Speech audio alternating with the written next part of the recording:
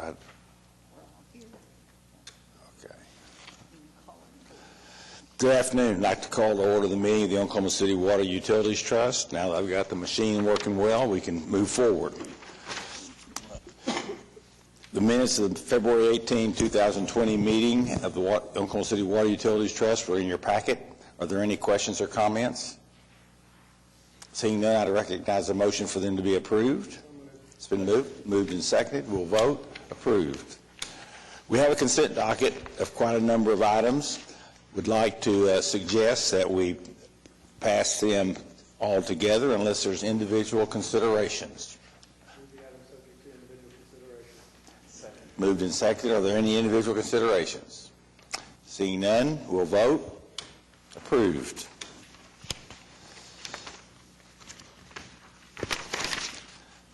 Next item of business is a single concurrence docket item, and I would recognize a motion for its approval. It's been moved. Is there a second? Second. Moved and seconded. Are there any questions or comments?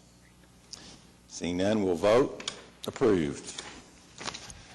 We have an emergency construction contract by resolution. I would recognize a motion for approval. It's been moved and seconded. There needs to be 4 affirmative votes required for this approval. Are there any comments? Seeing none, we'll vote. Approved. We have 2 items for individual consideration. First is to receive an application from Meek Development, LLC, Project WR55, oversized water main extension to serve Park Place Heights Phase 2 under Policy A1 Procedures, Southwest 44th and Morgan Road, estimated purchase price of $10,020. Are there any questions or comments? It's been moved. Is there a second? Been moved and seconded. We'll vote. Approved.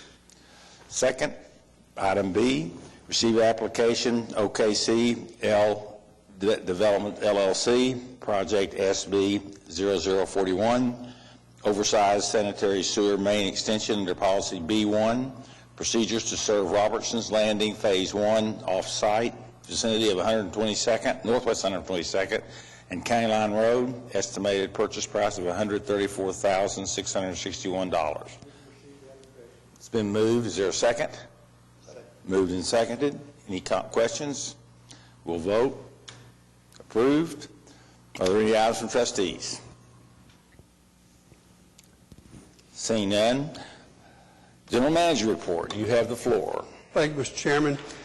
We had a request to give a presentation regarding how water gets to Oklahoma City and then how that water is treated and how it's delivered to our customers. So Crystal Kowalik is here to do just that. You just wanted to add time to the meeting, didn't you? So we couldn't break the record. Not me. There was somebody left of me that asked for that. That's okay. Just kidding. The floor is yours. Thank you, Mr. Chairman and trustees. My name is Crystal Kowalik, and I'm the interim engineering manager, and I'd also like to thank Dustin Seagraves, the water quality superintendent, for helping me put this presentation together. First, I want to talk a little bit about service areas. As you probably are well aware, the Hefner treatment plant is just north of the Hefner Lake, and the Draper treatment plant is just south of the Draper Lake. And Mr. Greenwell, your location of where you live is somewhere in that red dot area right there.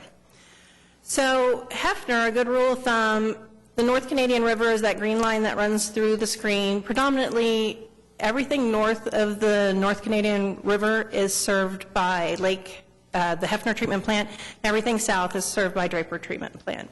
So we're going to talk about Draper today because that is the area that services your home. So in the 1950s, the Water Master Plan basically stated that we needed to bring water from southeast Oklahoma to Oklahoma City. And so in 1959, Lake Atoka was constructed, which brought us approximately 105,000 acre feet. At the same time, we were constructing the Atoka pipeline, which is, you guys I'm sure are very aware, is a 110-mile of 60-inch pipe. And it takes 6 pump stations, 1 at Atoka and 5 intermittently along the line to service, to bring that water to Draper Lake. Quick little note on those 5 pump stations in between, they're all roughly about the same size. They have 4 pumps at 30 mg that moves 30 million gallons of water a day through those pump stations each, so 120 max capacity. We were also building Lake Stanley Draper, and it was finished in 1962, and it's approximately 87,000 acre feet. The main point about Lake Draper is that it gets no watershed. So when it rains, water doesn't actually go into the lake. So all the water pretty much comes from Lake Atoka. And here is a picture of the outfall that's bringing the water into Lake Draper. And the far left-hand picture is actually the intake tower. Typically, the water is brought in through the intake tower through gravity. But in times when the lake is low, we have what we call the low-lift pump station, and there are some pictures of the pump station itself.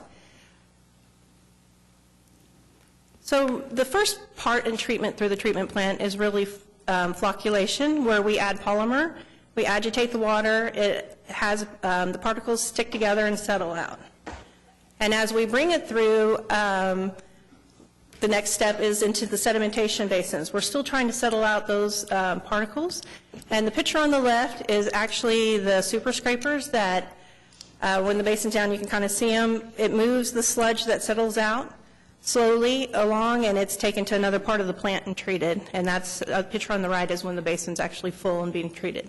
Hard to see what's actually going on underneath. Then the next phase we take to the filters, where we add chlorine for disinfection.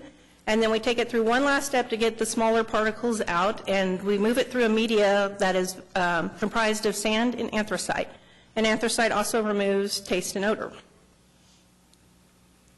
So we have 2 pump stations at Draper Treatment Plant that actually move the water to Oklahoma City citizens. This is the newest pump station. We call it the Auxiliary High Service Pump Station, and it has 4 pumps that pump roughly 20 million gallons a day. This next picture is showing the original pump station. It has 6 pumps of various sizes that can meet all demands, both in low flow in the winter through high flow in the summer. And I thought I'd throw in a picture of our brand new generators that you guys recently approved to be installed.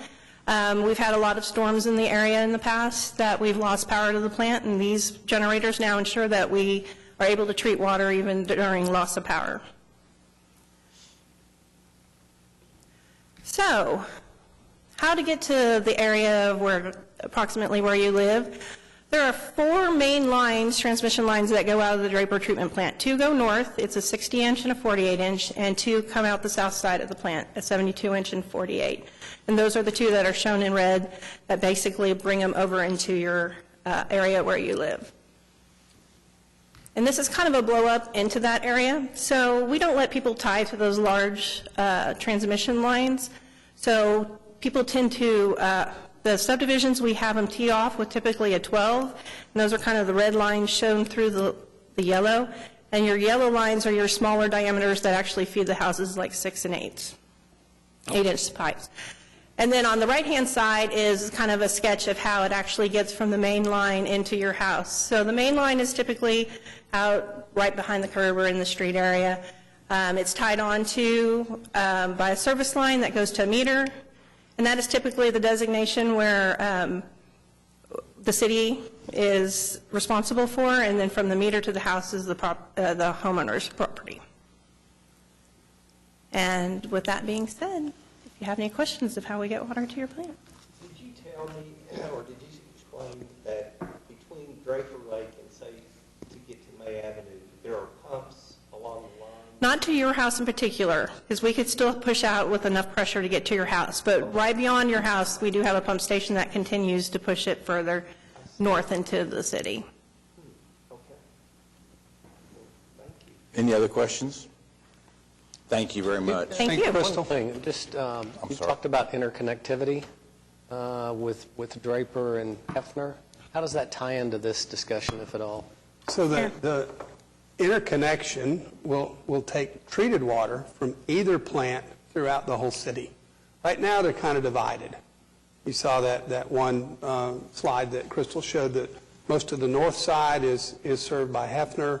south side by Draper. This connector, when it's done next year, will enable treated water to be served by either plant throughout the whole city. Now, So I if just it put up a hap- screenshot that kind of shows some of the lines that we've been building that will interconnect those. So on the far right-hand side is going to be a dual pump station where Overholser treatment plant used to be, and then there's lines interconnecting and pump stations in between. But will the interconnectivity help the water level at Lake Hefner during drought periods?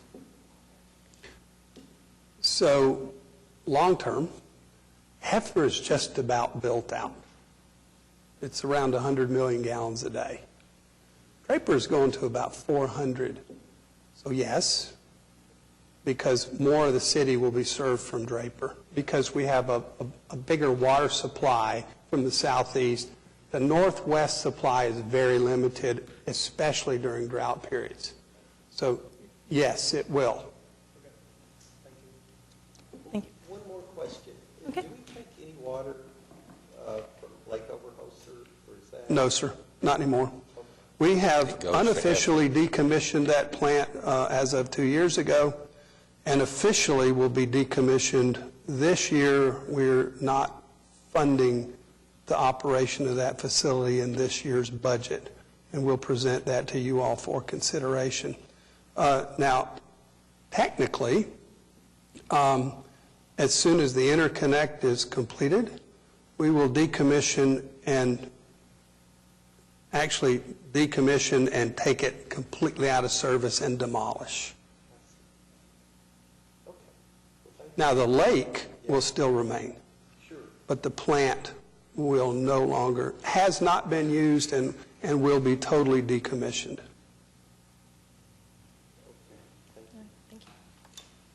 Any other questions or comments?